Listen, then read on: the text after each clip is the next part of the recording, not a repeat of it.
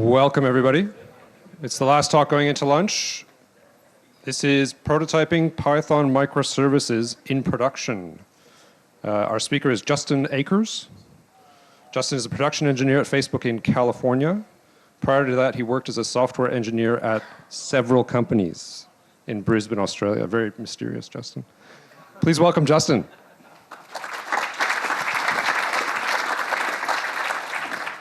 Hi, everyone. So we've got a bit to get through today. I know I talk pretty quickly, and I'm on Codral, so I'll be pretty quick. So this talk is my attempt to share the experiences I've had with Python microservice development. I'm going to draw upon my experiences at Facebook and in previous positions. And actually, based on the other talks that I've been listening to, I probably should have prefaced this with lessons from. So I'm going to try and reference open source libraries and concepts. Anything I show here is something you should be able to achieve. You don't have to be Facebook to do this stuff. I'm going to leave time for questions at the end. If we run out of time, find me later. Save up your good questions because I'll trade you stickers for them. And just like anyone else, these are my opinions and sometimes they're wrong, so feel free to come up afterwards and tell me I'm an idiot. Right. So, let's go back 1, 2. That just died. Oh, we've lost a picture. Okay, so there's an old, I don't know what happened there. There's an old Facebook mantra that said, move fast and break things. You might have heard it. It's not quite what we're on about today, and I imagine that's probably not one you're on about either. It turned out it wasn't really helping us move fast at scale because we'd have to slow down again to fix the bugs. The thing is, we still want to move fast when we're prototyping and building things like this talk. So now we say move fast with stable info. And it's a bit more staid, but it's a bit safer. It doesn't have to mean anything is less fun, and it doesn't have to mean we're going to have a meeting before each release. It doesn't have to mean we're going to tell everyone upstream and downstream what we're doing or when we're pushing. In my experience, this new mantra is really a balancing act that we've all been striving for forever, which is we try to move fast, but we do so with a culture of solid engineering practices, such as careful planning, good diff reviews or change reviews. And some of the things I'm going to try and share with you today help with this. So let me tell you a scary story first. I've also been here. I've done this in other companies, so this is also doubles as therapy for me. So it was a dark and stormy night. Since the last push, your team has landed 3 fixes for interoperation with external services, 2 new features, and you replaced my crappy custom sort method with timsort. Your boss comes to you and says, we need to push. Sales have already told them the thing is in production, which they do.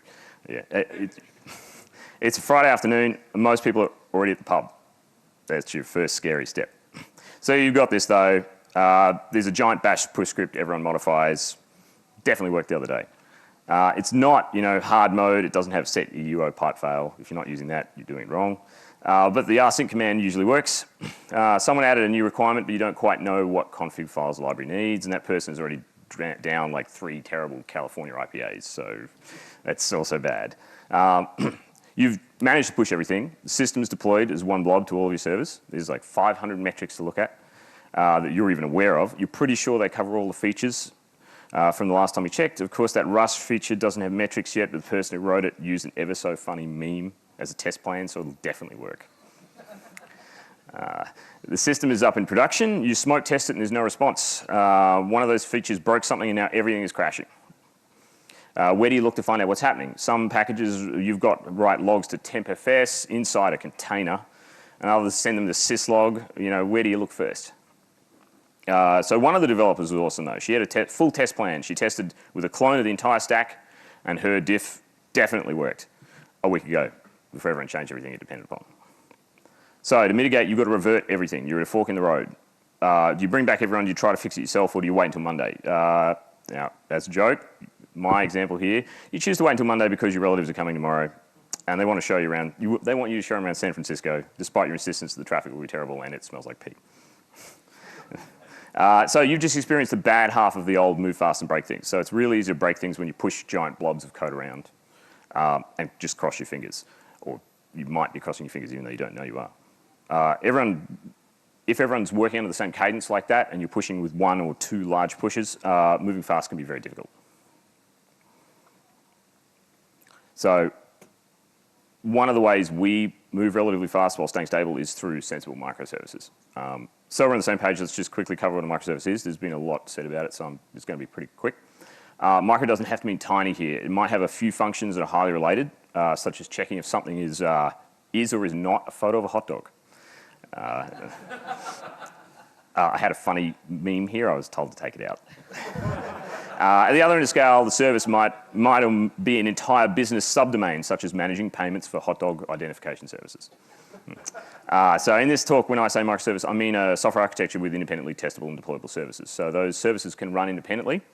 They might be developed separately. They might be written in different languages, and they might communicate via different means.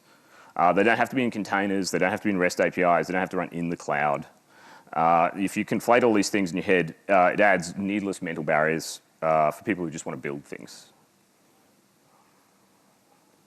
So, why would you use a microservice? Just quickly. They're composable and comprehensible. So if we apply the Unix philosophy that I'm sure you're all aware of, we're going to do one thing and we're going to do it well. We can compose our system from services that perform specific tasks. So this leads to smaller, easier to understand individual services. So for example, at Facebook, we have a distributed semaphore service that we've talked about publicly before. It just does semaphores. It does them really well. There's already alerting around it. There's automation for when it fails. Another team is responsible for it, and I don't have to know how it works inside. I can look at the Thrift interface, we'll talk about in a sec, and for this service, and I can very quickly know what I need to do to use it. There's an inherent contract in that interface that says that I'll only depend upon your service with the interface that you provide, and you'll try not to break it. So microservices also tend towards reliability and mobility if they're done right. So for example, if you design your service to be distributed concurrent, that can help you handle outages. If you need to migrate with good monitoring and capacity planning, you can move your instances around without downtime or minimal downtime. They can also provide better fault isolation. That can only if you do it properly. Concurrent development and deployment is allowed here, so you get no or at least less big bang deployment or testing like our horror story from before. So it allows you to build and test and deploy at your own cadence. If you've ever worked with a big team or on a geographically distributed project, you'll probably see a lot of value in this. It inherently lends itself towards individuals or teams owning whole microservices. Now, this is an interesting point. In my experience, the feeling of ownership and confident understanding of that small piece is critical to keeping a team motivated and cohesive. It also allows you to have smaller concurrent projects which have subject matter experts, and you can build subject matter experts because the subject matter is smaller.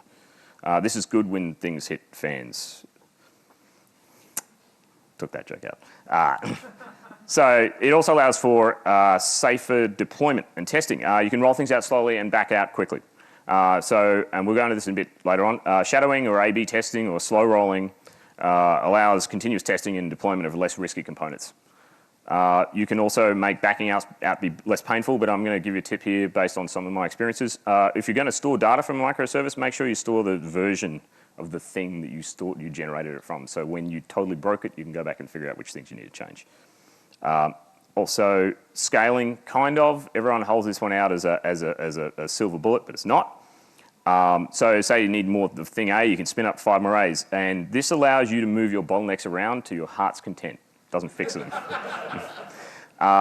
Microservices help us design so that stateful and stateless services are also kept separately, which can be important depending on if you've got compliance issues or something else like that, or just for complexity. It can also help with disaster recovery. It can also backfire. It's not as easy as it sounds. So for example, now you need to understand sharding, and I'm sorry for that.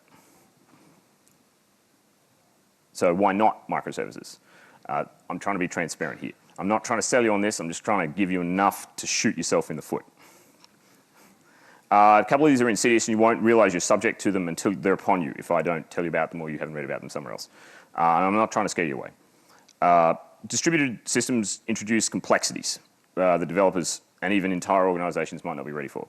So, for example, do you need to store data from your services? Suddenly you need to understand, have to understand network splits and CAP theorem. Does everyone know what CAP theorem is?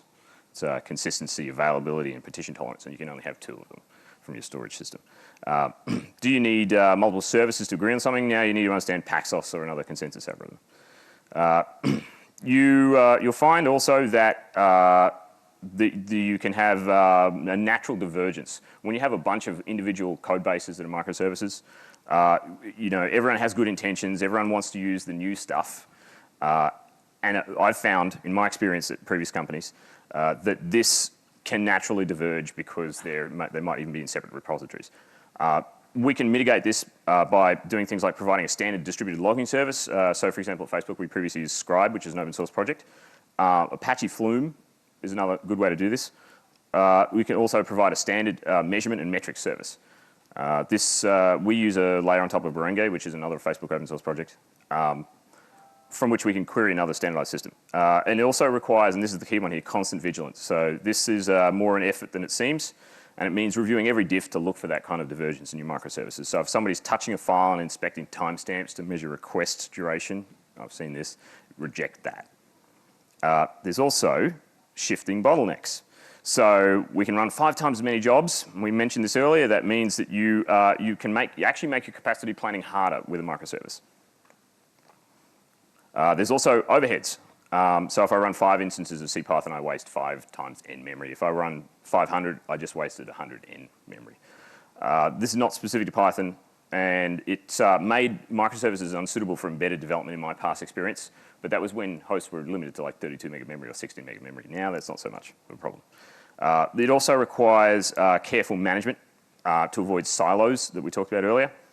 There's also more diverse failure modes. I know I'm really selling you on this. The system can fail in all the same ways as a monolithic one, but now you're depending on the network.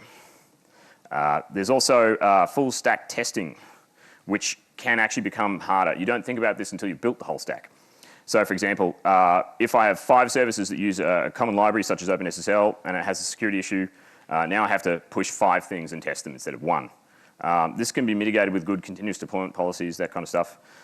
It also makes local development harder, and this is an example that I had just from the other day when I was flying here. If I'm on a plane, I might want to spin up a whole local stack and test it. This is going to require 5 services, 5 sets of service discovery configurations, and 5, yeah, they changed that thing since the last time I looked at it type stuff. Microservices or any distributed system are also inherently harder to debug interactively than your standard monolith. You won't be able to place breakpoints in interactive debugger, and it's going to be harder to reproduce issues. In my experience, this is actually a non-starter with large monolithic systems too, so it's kind of moot. It also, and we mentioned this, disaster recovery is daunting. So this is something that people don't think about, and I've found this one and I'm going to mention it to you. Say I've got my concurrently developed services which are owned by now separate teams or separate people. I've got different SMEs working on these things. Now I need each of those teams to think about disaster recovery and feed into one central set of disaster recovery plans. In my experience, the backup methods that people say, like, oh, if the key store is down, I'll just put it in a MySQL database instead. They fail because they diverge because somebody forgets to update the backup. And the last one, it's not a silver bullet. So the monolith horror scenario I talked about before is now a huge set of smaller problems. You just divide it and you're not finished conquering it. And this is because it turns out that software engineering is actually hard. So going to have a quick look at a couple of the microservice scenarios that people show in books. So they typically fit into 2 buckets. I'm going to call them orchestration and pipeline. So orchestration systems like this, they tend to show up when servicing user requests. They make the nice, pretty diagrams like this one, or inputs into a scheduling system, that kind of stuff. So in our server-side implementation of the hot dog, not hot dog system, a user might take a photo of something that may or may not be a hot dog. The app then pushes that image to an external service which tracks the user's hot dog requests. That system might ask 1 or more microservice instances to identify the hot dogness of a photo. And based on those requests, a score is aggregated and sent back to the app. That's the easy one to understand. There's also another one that I've found in use, which is pipelines. You might find a microservice pipeline for things like best effort metrics capturing, video encoding pipelines. Some job engines use this kind of thing too. It's a little bit rarer. But there's a real life one here that the books don't talk about as much. And that's because they talk about greenfield stuff. In the real world, I found that this one exists and in fact is the most valuable for you sometimes. If you've got an existing code base, you've probably got 1 or more monolithic systems, and there's a subdomain of the system that is developed or released at a different cadence to the rest of the system. Maybe you want to change that. Maybe you have an awesome idea for speeding things up, but you can't get that data from production for whatever reason. Breaking that domain out into a microservice might be a good way to achieve those goals. So there's some initial expense here. As things scale up, I found this kind of behavior, and domains, they merge. They're pretty clear to you. Hey, that should probably be a separate service, separate microservice, if you will. And often this becomes organic. So we want to be able to divide these systems as required, like an amoeba. So in this example here, I've got function C might be a clear candidate for a microservice, and I have prepped a top-notch animation to demonstrate what that might look like. That took me 5 minutes in PowerPoint. So, how do we build or migrate to a reasonable microservice? We need systems to communicate. They're entirely workable, yet brittle ways of doing things on single hosts such as databases and file system entries. I'm looking for people that flinch when I talk about these kind of things, because you've been burnt by them before. So for example, if you do that kind of thing, you've got no clear delineation between the output of one service and the input to another. You get blurring of lines over time, so you'll say something like, I just need to get that thing from the database. I know what the table looks like from that other service, so I'll just grab it. It becomes difficult to separate the components into composable parts because of interaction as well as local storage requirements. So for example, if your service or microservice is using NFS, you're going to have a bad time. And it also becomes harder to roll back when different versions of different services are intermixed using the same data store. I've found that kind of communication causes brittleness and inevitably tech debt. Often they seem like a good idea because you say, I don't want to build all that stuff for my microservice, it's micro. But in my experience, it's worth it to pay that initial small tax and do a couple of things cleanly. So we'll see how in a minute. Apache Thrift can help you here. And of course, I'm selling Apache Thrift. This can help you decouple cleanly. I'm going to quickly cover this system for you. So it's pretty fast. It's an RPC interface that allows you to, via an interface definition language, describe your service, your microservice. So, for example, every time you load your Facebook newsfeed that you will have, right, you're hitting a pretty highly optimized Thrift set of Thrift services via GraphQL. Every time I submit a diff internally, a Thrift service orchestrates automated testing based on that. So we actually developed Thrift internally. However, it's been an open source project for a long time now. There's other libraries that can help you with this. You don't have to use Thrift. So, for example, here, you could use protobuf. You could have a very well-defined REST API, but good luck. So when you're trying to fix, the point I'm trying to get across here is when you're trying to fix something at 2 a.m. and there's 3 different implementations, you know, you're going to remember these words. Just pick one of them. Just stick with one of them. I've found that when that happens to me, I don't want to have to figure out how protobuf works again. It doesn't have to be Thrift. So Thrift is available on every major platform. You can call it from an iPhone with Objective-C, from your Chef scripts with Ruby, from your scary Node.js web scale thing, from your enterprise box thing running Java, and of course your awesome Python code. The great thing is I can switch those words around for every different conference. This means you can prototype things in one language, so you can switch to another as you see fit. You can also dare people to try and make it faster than your Python implementation. They'll probably lose. It also means you can run implementations in different languages alongside each other, which can be useful for investigations. Has a pretty simple RPC interface. You can build a service that's pretty painless. We'll show this in a second. The binding protocol is fast. It's fast enough. It's always going to be faster than things like JSON parsing. In some benchmarks, it's a little slower than protobuf, but there's a trade-off happening there. It's used in a bunch of projects. In fact, the logging service I talked about earlier, Apache Flume, actually has the Thrift interface. Apache Aurora has it. Apache Mesos uses it. They're both services that are used by Twitter and Pinterest. There's a whole bunch of people that are using this, so it's not going to disappear after I finish this talk. The IDL is pretty clean. It supports soft versioning, which is important for prototyping. So when you make a call, this is a very Python-specific thing. You'll get back the exact type you think you would get back. There's no weird wrapped thing. Usually doesn't matter because of duck typing, but in other languages that also matters. Finally, the transport and serialization are separated. You can do things to do with debugging and prototyping here. So, for example, there's a HTTP protocol implementation that allows you to inspect this kind of stuff. We actually run a slightly different variant called FB Thrift, and that slowly gets brought into mainline. I should have clicked. I didn't. You'll survive. So Async IO support is actually not in Thrift yet. It's in FB Thrift. I believe it's coming to mainline pretty soon. Don't help you with that. So just a quick bit on Thrift IDL in case anyone hasn't used it before. You typically would have a Thrift suffix on your file. You compile it into a chunk of Python. This produces some code that we can access. I'm just going to glide past a couple of the concepts here. So for example, there's integers and a whole bunch of other stuff like that. There's structs, there's functions, there's services, that kind of thing. So that's what a IDL looks like for our isHotDog service. You can see here that there's a, you can see it, fantastic. So you can see there's a request, there's a format exception, and a couple other bits and pieces like that. There's a few caveats. Required is dangerous. I'm sure if you've used protobuf before, you'll see that protobuf 3 actually removed that. Field IDs are forever. There's some implications there. Added fields should be optional always, and default values are not set on the wire, which can be an insidious little thing. So let's have a look at the prototype. That's how simple it is to set up a Thrift service that serves that interface definition language. You'll see there's the service that we're subclassing, and there's our two functions with some not very heavy workload happening. That's it to set up the service. You'll see that there's in the previous spec there was a thing called an optional field. We can called style. We're not actually even sending that from our server. There's a bunch of complexity here that you can have, but it allows you to prototype things and then change them later without breaking your clients, and vice versa.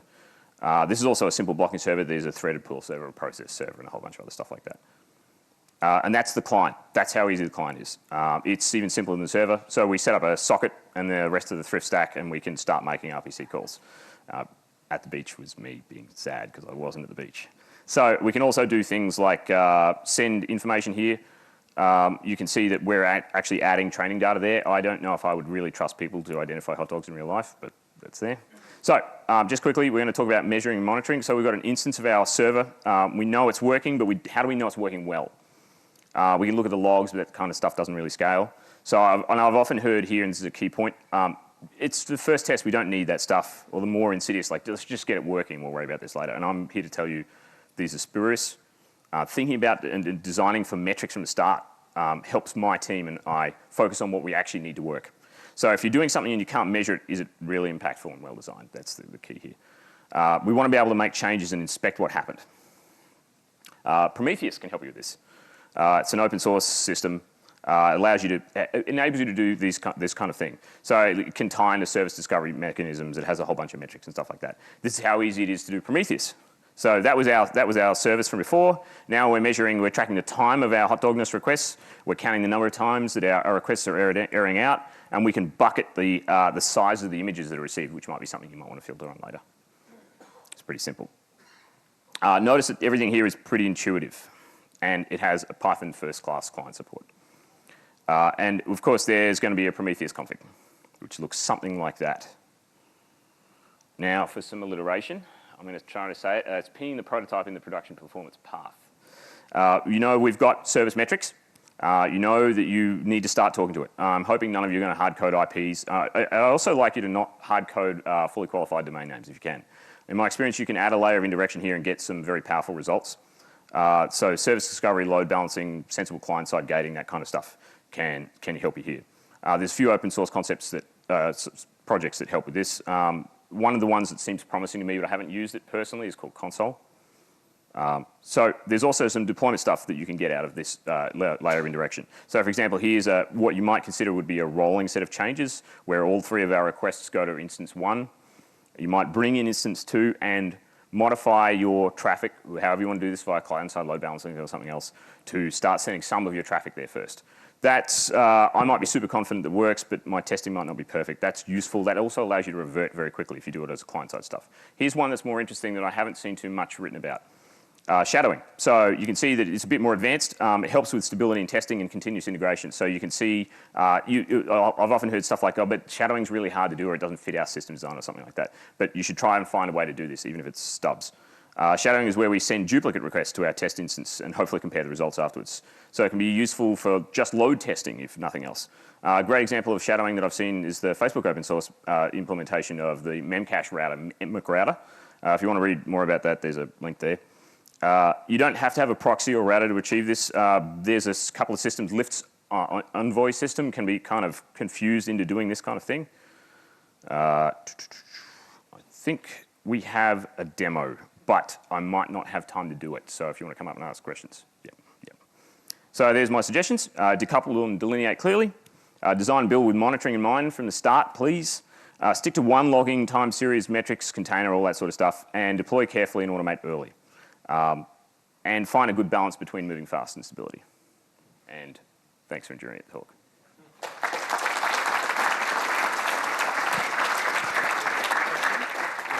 Sure, absolutely. Yeah. Oh, now I forgot to mention, I have stickers, so if you've got a good question. Okay. Thank you, Justin. I was a bit nervous, but it turned out okay. Yeah. Does anybody have any questions? We've got about 5 minutes for questions. Anybody on this side? I haven't seen many questions on this side. Wonder why.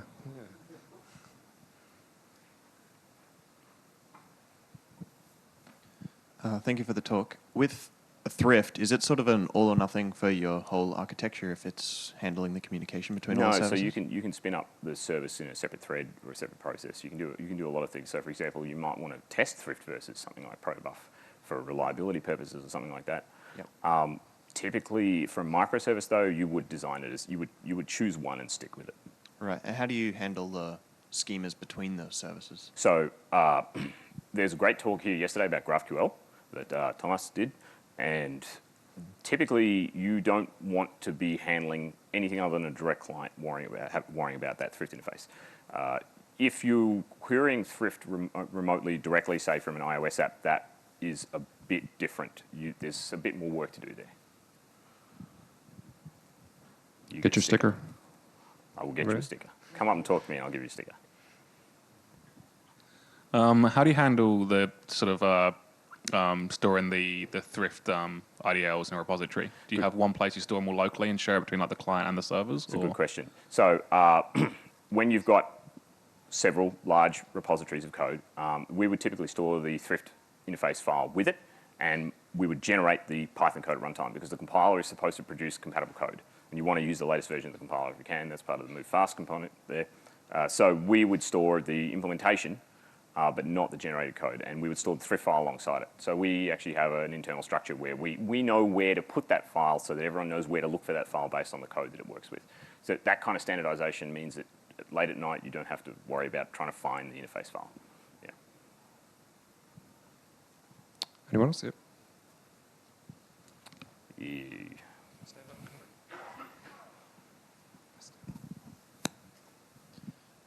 Is there a way to tell whether you're making your microservices too small, and how do you kind of like measure, like how do you make that heuristic to determine that this should be broken up more? It's an art for too small, as far as I'm concerned, but for too big, I've found if it takes me more than 5 minutes or it's hard to automate the push, it probably could be a microservice. It could be a microservice. You know as well as I do, Chris, that sometimes that's hard to do because there's an expense in breaking these things up. You've got to weigh these things.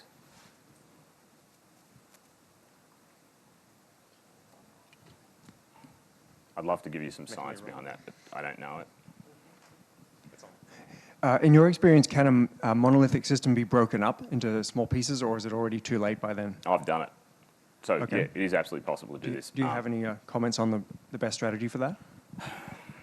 So I found shadowing is great. Client-side implementation, you might even just hack in a call to your microservice, and you might do a comparison out of band to validate that microservice actually did the thing that you expected.